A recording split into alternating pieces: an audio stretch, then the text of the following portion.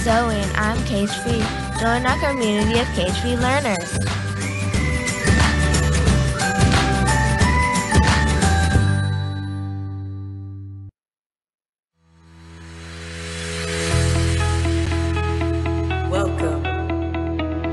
Welcome to Cage-Free Voices, an international multi-service educational entertainment company that educates youth and adults who struggle with self-image and identity.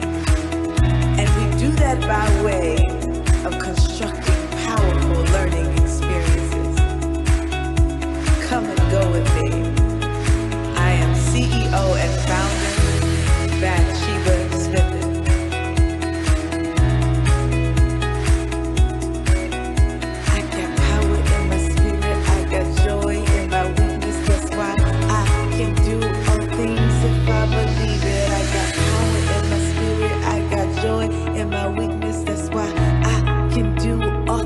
If I believe it, cause I'm cage free. Yeah, cause I'm cage free. Yeah. Come to a place where you can change your own circumstances by realizing the power within. We help you see yourself even if the world is blind. Sing it with me.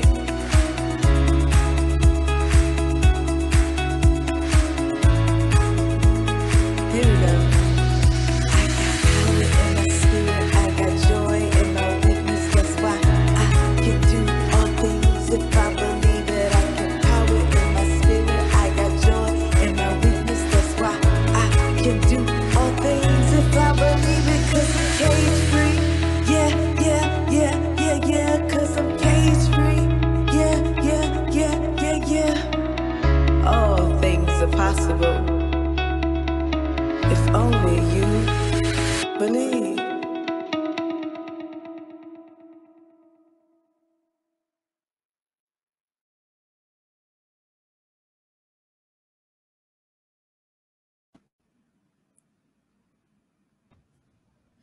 Welcome to Cage-Free Voices Radio Network, an innovative educational entertainment radio show that allows youth and adults to see themselves even if the world is blind. I am your host, the Queen Bathsheba, and I'm really excited about this episode of I Can't Read, One Man's Fight for Literacy with Mr. John Corcoran. So just a little bit about Mr. Corcoran.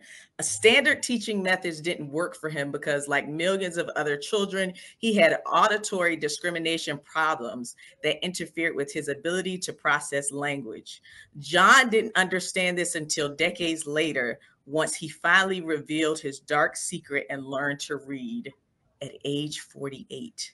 What he learned from that point forward led him to start a foundation to teach others with learning difficulties to read. For nearly 30 years, John has devoted his life to sparing other children and adults what he went through. In his early years, adults figured it would just be a matter of time before John would make needed brain connections and be able to read and write. Teachers reassured his concerned but busy parents that Johnny would get it eventually. By middle school, the young teen was frustrated and angry, acting out, and his bad behavior became the focus of teachers' calls to his parents. Astoundingly, John later got a teaching job when he graduated. He was the well-liked social studies, driver's ed, physical education teacher known for giving oral exams and assignments. He relied on smart students to help him complete some tasks and frequently invited guest speakers to his classes. So he is now an advocate for adult literacy and the embodiment of faith and transparency on display for the educationally impoverished and overlooked neurodivergent populations of learner, and we'll talk about neurodiversity soon. He has not only overcome illiteracy, but the stigma associated with processing information differently than what society has deemed as the norm for learners. After identifying an auditory discrimination difference, he was encouraged to lean into his strengths through a multisensory approach to learning. I look forward to this discussion as it exemplifies what we believe in at Cage Free Voices. All students can learn, and our approaches to education need to change to accommodate the differences in how we are each creatively designed. Greetings, Mr. Corcoran. Thank you again for being with us today and joining us for this episode of I Can't Read. Please say something to the people. I'm going to say thank you very much for that introduction. I'd like to take you with me on the road to introduce me to all the audiences because it was excellent. Thank you. Where'd you get all that information anyway? Well, there's a plethora of information out there about you, Mr. Corcoran, because your story is astounding, and I've done my research, just paying attention to the multiplicity of interviews that you've done, and it was great meeting you at the event that happened here in Atlanta a couple of months ago. So yes, I've done my research. But let's first unpack a few terms for the listeners before we get into your story. I know a lot of people are not familiar with neurodiversity, but you are. So for those who are listening, neurodiversity is the idea that people experience and interact with the world around them in many different ways. There is no right way of thinking, learning, and behaving, and differences are not viewed as deficits. Literate. So I think this is important to note the definition of literacy, or to be literate, because people have different interpretations of what it means to be able to read and write. So literate is being able to read and write. And I want to overemphasize what reading is. It is not just sounding out terms. It is a combination of identifying and discriminating between sounds, comprehending, expression, accuracy, and pacing. And we use other terms in the academic field, but I believe those terms are easier for the audience to digest. So in other words, if your child can sound out words, but not understand them or read at a proper speed, she or he is not literate at his or her level.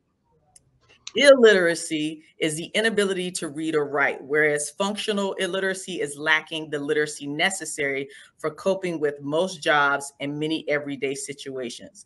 Let's discuss your experience as a learner within U.S. school systems, Mr. Corcoran. At what point did you feel overlooked and disconnected from instruction and your peers? Well, let me start. For the first 6 years of my life, I lived in a safe environment. I'm mother and father, and I ended up with 5 sisters. It was a loving family, and I was told I was a winner every day of my life. And I went off to school, and they didn't get the message. By the time I was in the 2nd grade, the 1st grade wasn't too bad. There wasn't too much demand on reading, but in the 2nd grade, it started for me, and I ended up in the dumb row. I didn't know how I got there. I didn't know how I was going to get out. Apparently, the teachers didn't get the message from my mother that I was a winner. So I'd say by the time I was 8 years old, in the schoolhouse, I felt like a loser. And it's true then, and it's true today. You cannot succeed in the classroom without the skills of reading and writing. And it starts in about the 2nd, 3rd grade. If you don't get it by the 5th grade, you're in trouble. And it's the dominant language of the schoolhouse. It's a dominant language. And my language was an oral language, and I came to school. But I also noted my mother told me later that I didn't start talking until I was 3 or 4 years old, which is a delay. Most mothers know if they've had 2 kids, one started talking right out of the womb, and the other one, didn't start talking. So that was a delay. So when I just want to share this, that when I started learning to read at 48, my oral language skills improved. So there's a link. And the teacher that really broke the code for me, the pioneer, was a person that knew that link with language, and she was a speech pathologist, really, and then came into the writing piece of it. Uh, and I think so. I would say I was wounded in the second grade, and that wound for most adults that go through the system, they're either pushed out or they drop out, or they end up as an adults without it. We have when we go to the learning table at 48. Even though I dealt with that outside world, I was, by everybody else's perception, I was very successful, but I was wounded. And so emotionally, psychologically, spiritually, intellectually, adults that can't read, we're suspended. We've got unfinished business in our childhood. So that's a big piece of breaking this code. And when I was interviewed by Oprah, she asked me what was the difference between being literate, knowing how to read, and learning how to read. And I said it. And I don't know where this came from. I never had been asked that. And here I am I get to tell a million people, the difference. And for me, it was the words came out, and I'm going to give them to you again, is that it filled a big hole in my soul. And after I started thinking that, America has a big hole in its soul also. And if it taught all the children and teens and adults how to read and know the language of success in our society, it would fill a big hole in America's soul. So that kind of turned me on to maybe I'll talk about this a little bit. And when I learned to read, I guarded a secret for 48 years, a shame-based, embarrassing secret. And my wife was the only person that knew that I couldn't read. I'll drop this in there too. Sometimes you mentioned I became a teacher. I graduated from college, and people ask me, why did you go into teaching? Why would you go into teaching? And to me, and going into teaching is a big moral dilemma that I have to deal with. I was wrong. I was wrong for doing that. And people ask me what kind of teacher. Well, I was a good teacher because I really worked hard, and I really cared about kids and my students. And that qualified me. But I don't want teachers there that can't teach people how to read. I don't. So it's a little bit harder to explain that. People can accept me as a child going to school, because children we're all innocent, and we go there with high hopes to learn to read. And I didn't get it. And I recall when I was in the second grade, I would have been about 8 years old, third grade, and praying every night. I pray, dear Lord, when it's my turn tomorrow, let the words come out of my mouth. And I guess my prayer was on the long list because I didn't get it until I was 48, but I did get it. I did get it. And I would actually get out of bed and turn the lights back on and get a book and see if I got a Zapper miracle. That was where the pain starts. And children know when they're put in the dumb row. They're not dumb. They know they belong in that dumb row. I wanted to talk about that because some people may have missed that at the beginning of what you were saying. Talk a little bit about that dumb room and how you responded to this disconnect or feeling different from everyone else and being isolated into that space. Well, as an innocent child, you think the adults are the thing is going right. But as you see you're separated and you're isolated, and it takes a little while to really feel that it's reading. It's about this classification. And I was in there with other people. One of the things that I would say, I was in the dumb row for 5 years in the elementary. And it's like it's real. I love the cage free. It's almost like I'm cage free. And that was the cage. That is a cage for children. And we buy into a big lie that I bought into a big lie. Something was wrong with my brain. and later on they used terms like learning disabled to describe me. They made that word up. That's not a scientific word. That Right. was a word of convenience because they didn't know any better. And I'm not saying anybody did this in mean spirit or anything. I didn't have any teachers. I don't think I had any teachers who woke up in the morning and said, I'm going to ruin John Corcoran's life. I'm not going to teach him to read today. That didn't happen, you know. But the fact is, by the time I was in that dumb row in elementary school. And when I went out to the seventh grade. Well, now I'm not even, you know, nobody knows who I am.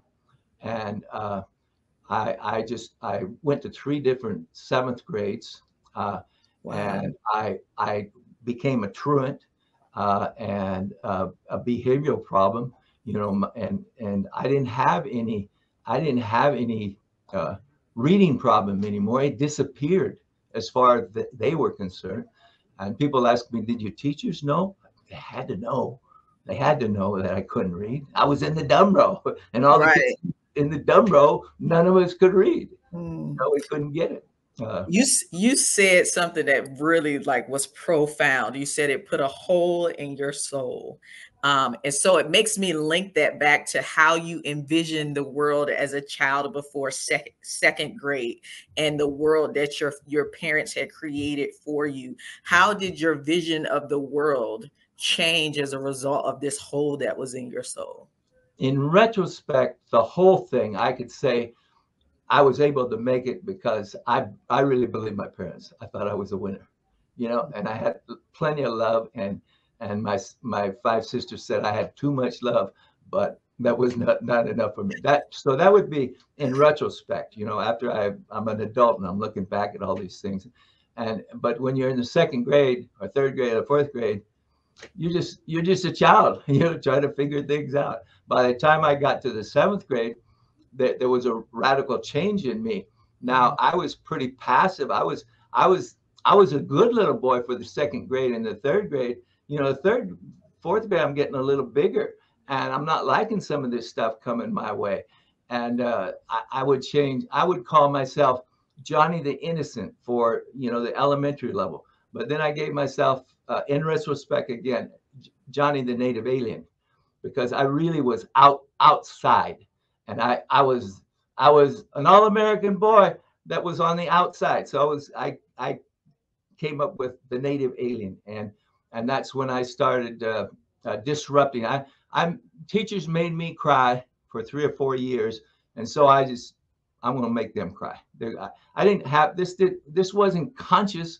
This is the super subconscious. This is a natural reaction of a little boy now who's 12 years old, you know, and 13 years old. And I had fights in the classroom. I would rather disrupt the classroom or be insulted. I just really typical of right now. It's going on with little boys and little girls right now. They hit that place where they fight back. The human spirit says, Absolutely. I'm not. We can't even articulate it. We don't even have a language for it. So we act out. And I would they took me to so when my parents went to school, you know, it wasn't about my reading problems. We didn't discuss that. We discussed my behavior problems. And I was even sent to the Can console. you say that again? Because that is the number one problem that we're facing with students in classrooms. This issue is the actual issue is not being addressed. So can you repeat that? Yeah, I'll say it another way too, is that they say children with learning disabilities, that's their label, learning disabilities, have emotional and psychological problems. And I say, teach us to read and we will not be so crazy and we won't act so crazy. We'll be in it, you know. And they get going, we become better at everything. All the tentacles tell us, you know, that it tells us that literacy really is important. It's critical. And not only did it fill a hole in my soul, not only can it fill a hole in America's soul, it also gives a power. And sometimes literate people don't even know the power of the written word and how it's connected to you, how it's connected to what comes out of your mouth and what's between your ears. It's, you know, it's so powerful. And everything I thought, people ask me, when did you want to learn to read? I wanted to learn to read when my mother and my sisters were reading. When I went off to school, I always wanted to learn how to read. And why didn't you ask for help, John? Who was I going to ask? Children don't have to ask. Children do not have to ask for help. It's the adults that are the ones that are supposed to be the people that give you the skills and values that you need. It wasn't the little boy, but by the time I was that teenager or preteen, then I already gave up on myself, and I gave up on them for giving up on me, and so I'm in this cycle, and I love to go into the library, and I guess I always thought, even when I was older, I used to hang around the library. And I thought I would maybe get it through osmosis, you know. There were girls in the library too. That was probably a force. They seemed to go there. And girls seemed to. This is the other thing I missed. I didn't realize that girls, women, females had reading problems. Because they keep a different kind of secret. You know, they can be pretty little girls, or they can do their little thing a little different than a little boy. A little boy, you know, he's a little bit more active, physical out there. And I had fights in the classroom. I had fights in the library. I was sitting in the library, and I was looking at National Geographics, which was the early days to Playboy. And you're looking at the pictures, you know, and somebody came by and grabbed the book out of my hand. A friend of mine, I walked to school with him. He grabbed it out. He says, "You can't read anyway." He didn't know that I couldn't read, but he said the wrong thing. I jumped out of my chair and hit him, you know, and I was sent home from school. But it tells you it's a time bomb when you're a teenager, and you can't be normal, you know. You can't fit, you don't fit, and so you reject this.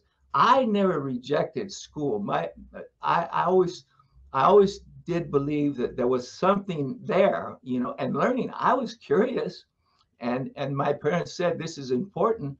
But when I was I think probably the 7th grade, I missed half my year. I didn't show up. I was, you know, dodging all the time. I was not going to school. And we're seeing that a lot with students today. There was nothing there for me. There was no way I could please my teacher. So you said you wanted to access, like, well, reading is a power that we have. The ability to read gives us access to a plethora of industries, resources, and just being able to live a more abundant life. At what point, because I know you said you had given up on them giving up on you. At what point did you say, I know it was at 48, but why at that age did you say, I want to access this power? Because at the age of 48, you went to the Carlsbad Public Library Adult Learning Center, and with the help of the 65-year-old volunteer tutor named Eleanor, you finally learned how to read. So what made you go back, and was it at that age that you discovered your audio discrimination difference? So now we're getting into that neurodiversity. What made you say, I want to access this power now? Because you had already built a multi-million-dollar real estate. Good question. And I think there's a lot of different answers for it. And one of them is, I got to say, by the grace of God, things fell into play. But I was always curious. There's a part of me that says, don't tell me I can't do something. I mean, whether it was in business, or how could I teach school and not know how to read? Well, I did that. There's something in our spirits. And if you open that cage door, you know, and let them out, even though when I went into school, I was always in the cage. And I went to school, college, high school. I went to school as a teacher, total. I went into that institution that was hostile to me, cruel to me, for 35 years. a teacher and as a Wow. student. Why did I keep going back there? And why did I graduate from the university and get out of college and then get out of the lion's cage, and then I go back in? And I can only speculate on those answers. You just say, well, I think in my super subconscious, super dub, I went there to fix it. You know, I wanted to fix it. And maybe I could get myself fixed there. Maybe I could get, you know, just a place. But that's just in my super subconscious. There was no consciousness about it. But I will tell you something.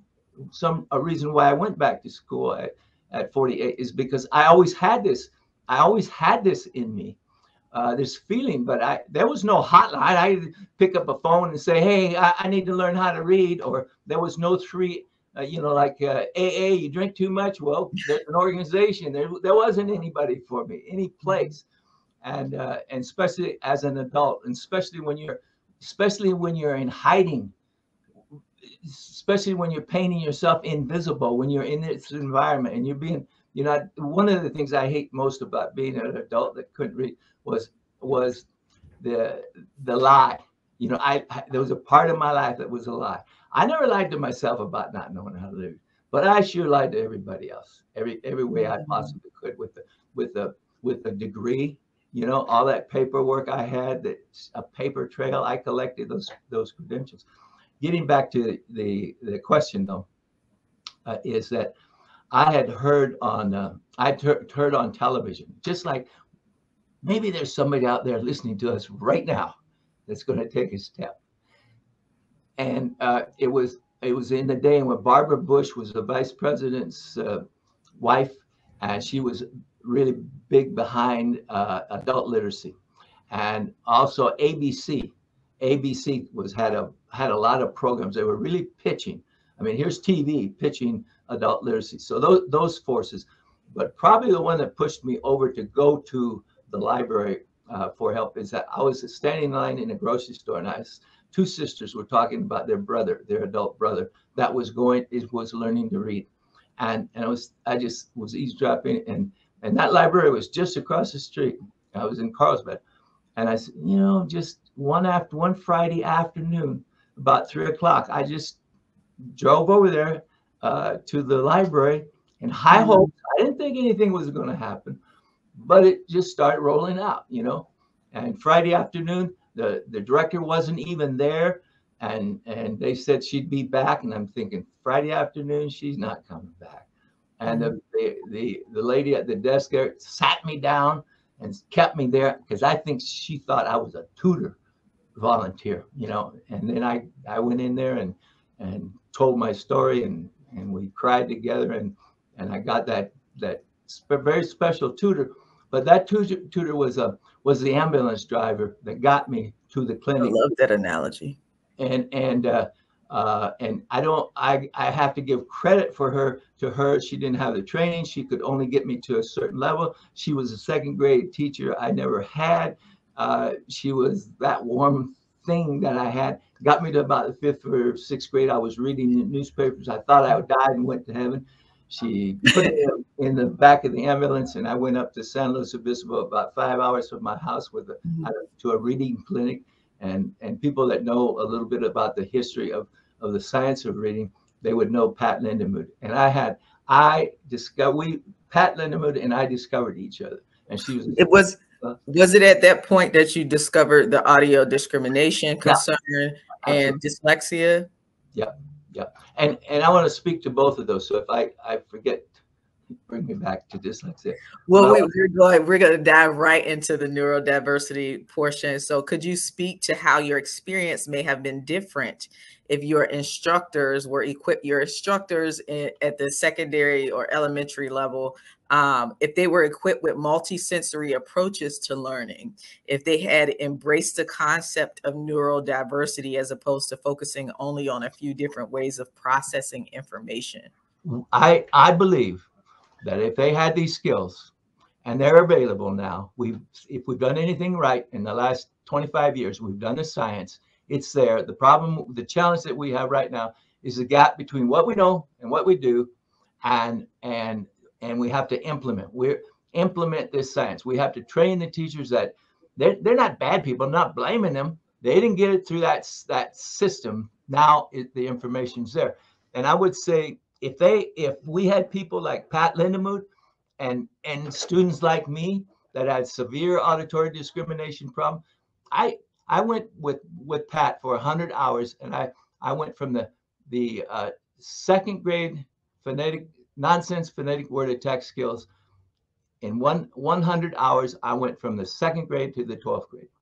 And that is, boom, it blew up for me, you know. And I went in there and I was still, I could kind of read the newspaper, but when I, it's like going from an old truck to a Mercedes. That's the difference between I love that.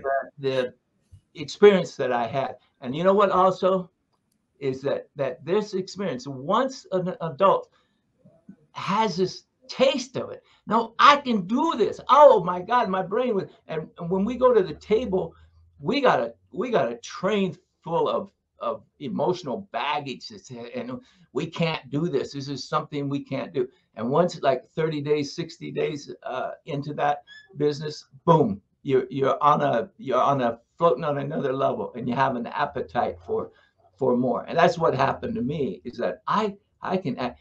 And I asked Pat this probably 1,000 times. I said, is this just for me? Did I just luck out, or can we use this science with others? And she said yes. And that's when I decided that, okay, if I can get it, other people can get it, and I'm going to go tell them not to give up on themselves, and thank those that haven't given up on us.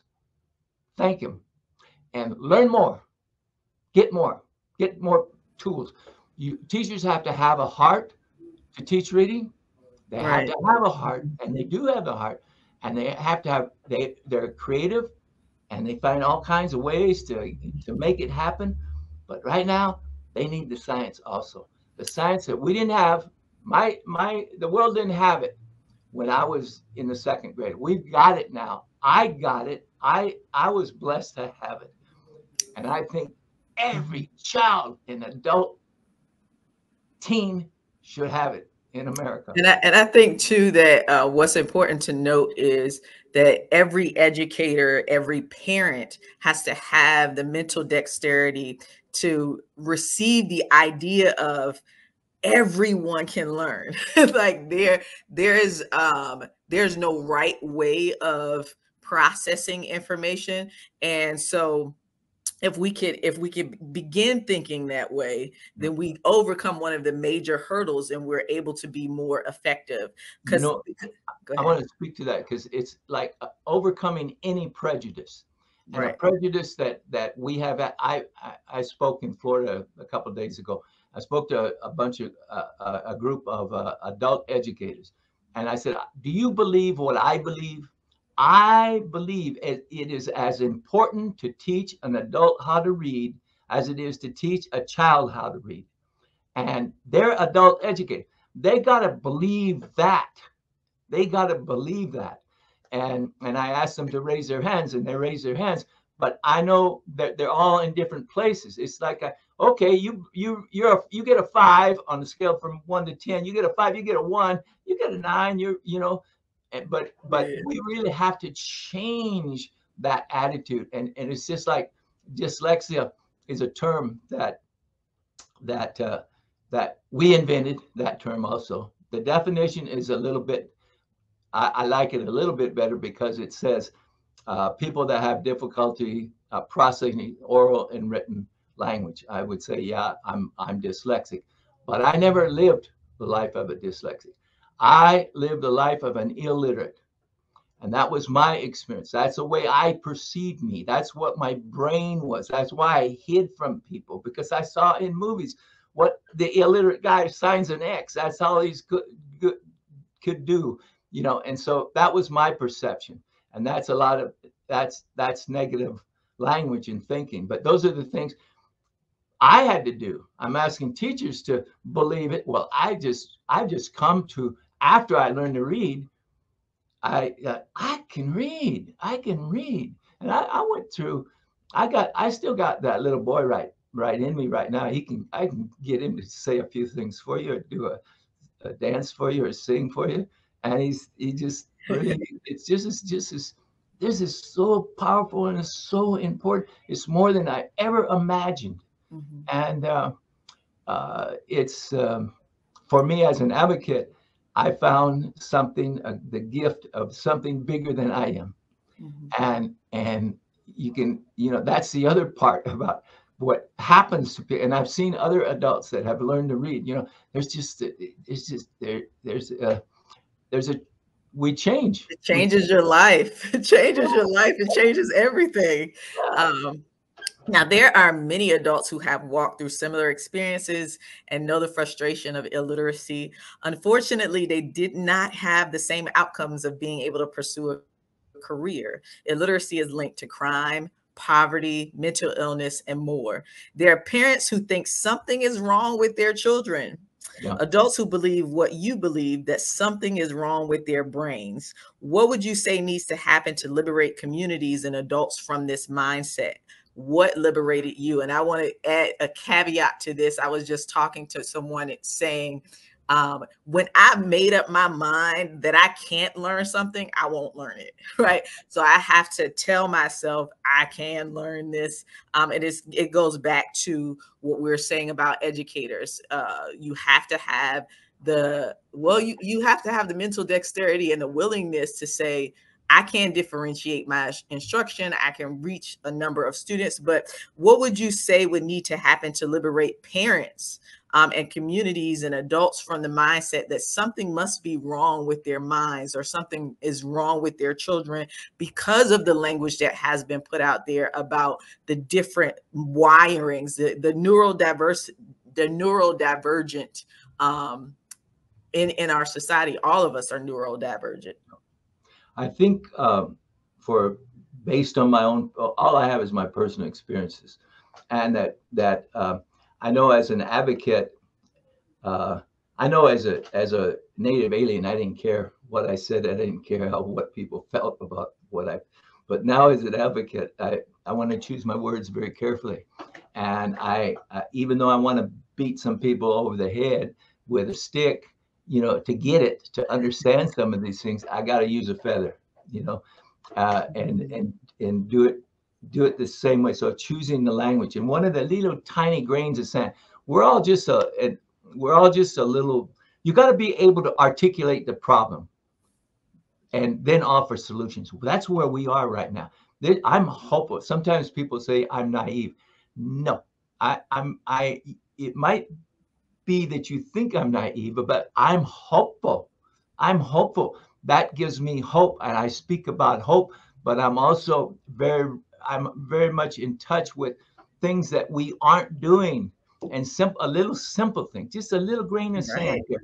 I would say, take a word like learning disable. Okay, learning disable. People ask me, were you learning disable?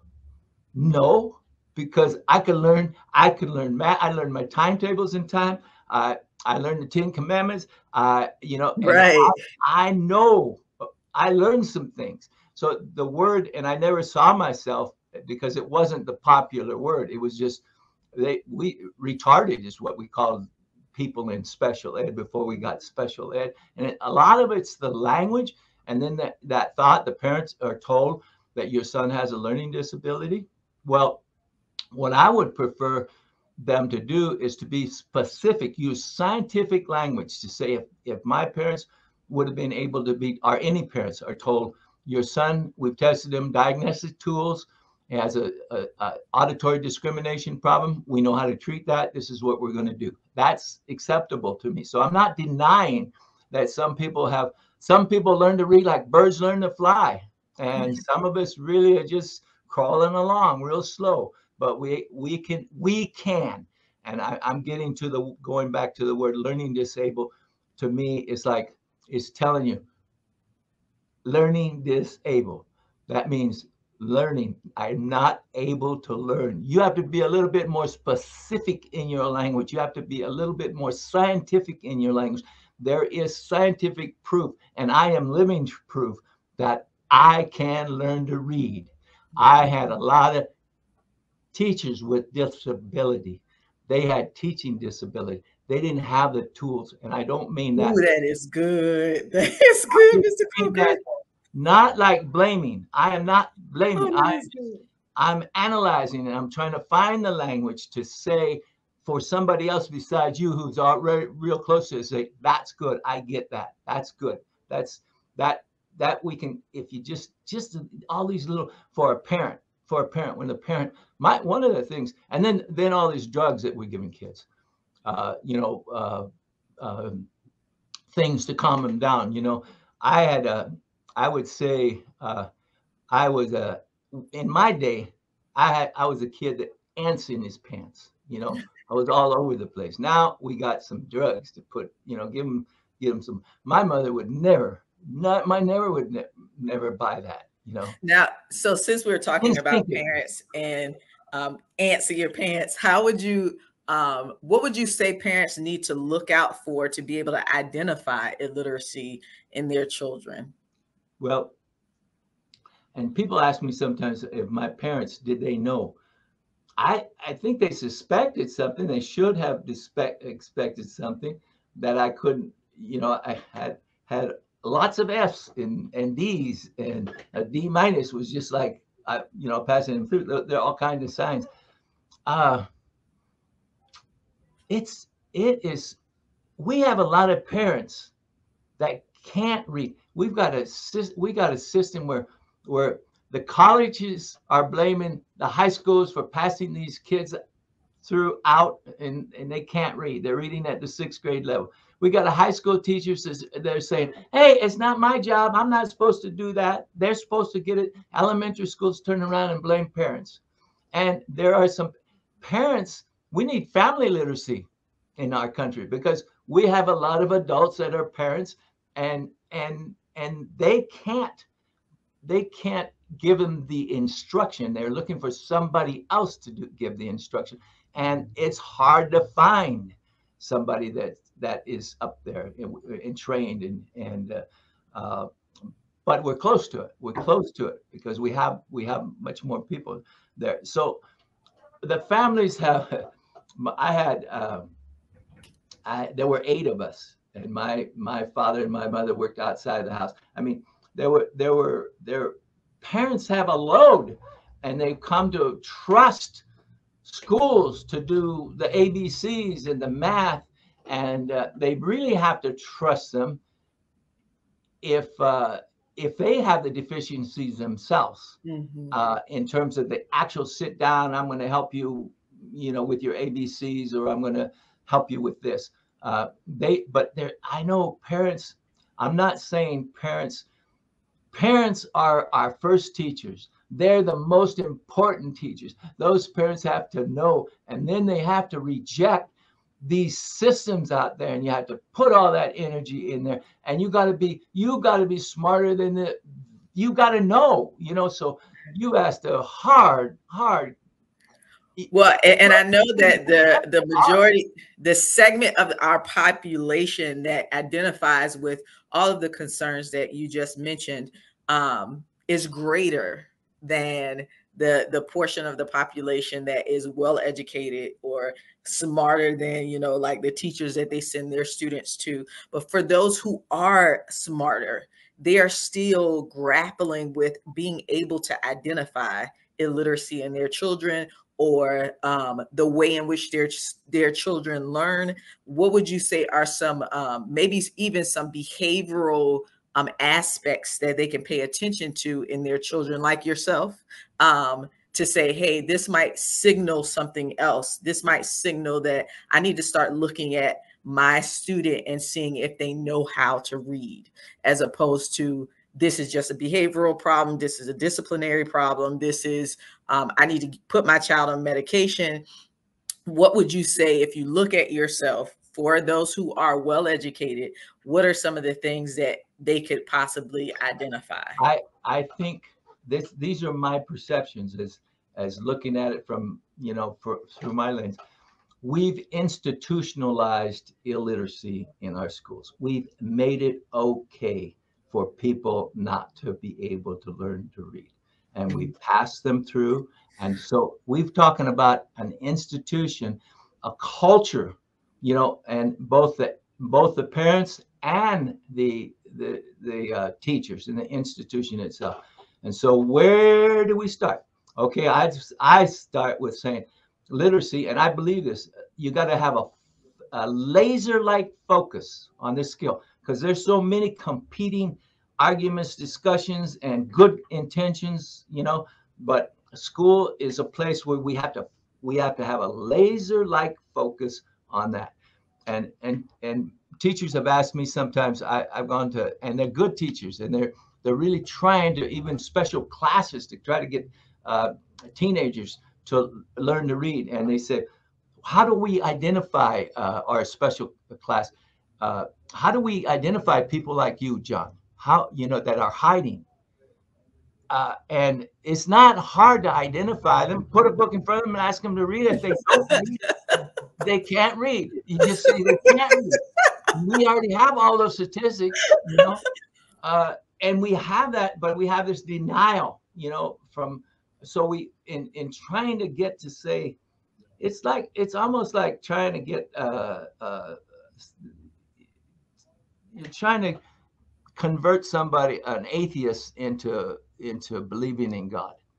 I mean, that's how hard it is, really. I mean, I don't know if that's a good analogy or not, but it's really challenging when you have an institution, when somebody's dug in, everybody's dug in, and everybody's, I hid, and I was really good at that. But America's hiding too. They're lying just like, and so there's and I often say this in kind words, that I believe educators have to do what I do. Try to tell the truth. Try to tell the truth. And because if we articulate the problem, and that's part of the problem, and the other thing is, like, we're using a word now, that privilege, for privilege. People like me have privilege. And I always thought, well, it wasn't much of a ride being illiterate for, half of my life. It's like tying one of my hands behind my back and getting in the ring with somebody and getting punched all the time. And so I see my learning to read is by the grace of God. That's how I learned how to read. And all those things, if my life were a play, it'd have to be 83, 85. I'm 85 now. I have to 85 stages, with our acts, and then inside of each act, it was, there's so many things that happen, and some things on the dark side and some things on the light side. And so it's lucky. It's life. So I would say I was blessed. I was blessed, and not privileged. I was blessed to survive. And I don't see myself as a victim at all. I bought into what my folks told me, my mom told me. And I like what you said about telling the truth. Like, that undergirds a lot of what we're talking about. Some of what, well, just the whole process of teaching children how to read, not even just saying the science of reading, although that is that's terminology that has been coined now. I feel like there are areas that are rather simple, such as what you just said, put a book in front of them. So when I started teaching my son how to read, he was 3 and he knew everything. Like I said, there is no way that you are reading this book this accurately at 3. And so just common sense made me say, let me cover the pictures. Yeah. And then in covering the pictures, I discovered that he has an impeccable memory, but he was not reading the book. So just taking those proactive steps to say, I'm going to be bold enough to tell the truth. I'm going to take some simple steps, such as, like, for parents, I'm hearing all of these things from the school about my son or my daughter. let me put a book in front of them and see if this is at the root of what's happening, and even identifying the level of text that they need to put in front of their child. I think that's critical. So last question I'd like to ask you, because this has been a phenomenal time and I look forward to our offline conversation, but what would you say makes you cage free in your life and how you approach learning? Well, I've been curious about lots of things, and I feel like I don't want to say that. I guess I have to say it though. I learned some things not knowing how to read because I was a keen observer. I watched things. I watched people. I listened to them, and the way I taught school was the way I learned, and though I knew that it was impossible for me to maximize my fullest potential without that power. It's like I can walk to town, but it's a lot easier to drive a car to town. So I need a car. And as long as I'm going to town, I might as well have a Mercedes, Right. And I don't know if those, you ask hard questions, they're simple questions, they're obvious questions, but it's like anybody's life. We're just layers and layers. And when I learned to read, it was like, I didn't know I was going to have to go through my own healing process, all the emotion, because I stuffed to survive. I stuffed those feelings, that anger feeling that I had, that frustration. I've been married to the same woman for 58 years, and she didn't really know, and I didn't show her my anger about reading until, the first thing I wrote was a poem, and it was full of anger and frustration. Mm. And I also learned quickly that I better not share that with a lot of people because I'm going to scare them. And I want to talk to them. I'll eventually, when they get to know me a little bit better, they can read it. I think it's in my book. The teacher couldn't read it. It's in that book, but and we talked about, you also saw the film what's the name of the film? The Truth About Reading. And I think you saw it. And there was a man in there that learned how to read, an adult, and he has a fantastic memory. I don't think I had any. My memory wasn't that good. I was just so desperate, to try to. I didn't know the value of a note keeping until I learned to read. You know how powerful it is to write something down so you don't have to forget it. That is like, those were like big things to me at 48, and I built buildings. I had all kinds of things. My brain was jammed full of stuff, and I had to. I would say you're cage free for being a truth teller. I'm working on it. You're stepping out on faith and being bold. But I really just enjoyed this conversation, and I think that it would definitely be beneficial for parents, educators, students to just tune into this episode, listen to the wisdom that you've poured out for the last almost hour. So I thank you for your time. And I'd like to say to the audience, thank you so much for joining us for this episode of I Can't Read. If you would like to find out more about Mr. Corcoran, follow him on social media at the Corcoran Foundation on Facebook. Oh, and don't forget to buy his book, The Teacher Who Couldn't Read, One Man's Triumph Over Illiteracy. So stay tuned for the next episode. And if you like what you heard and would like your children to be involved in Cage-Free Voices online learning, feel free to reach us at cfbonlinelearning.com. All right, guys, remember to see yourself even if the world is blind. Reflect, connect, and transcend every internal and external barrier that would try to cage your voice. Remember, be cage-free and be an advocate for literacy like Mr. John Corcoran. Thank you very much. Appreciate it.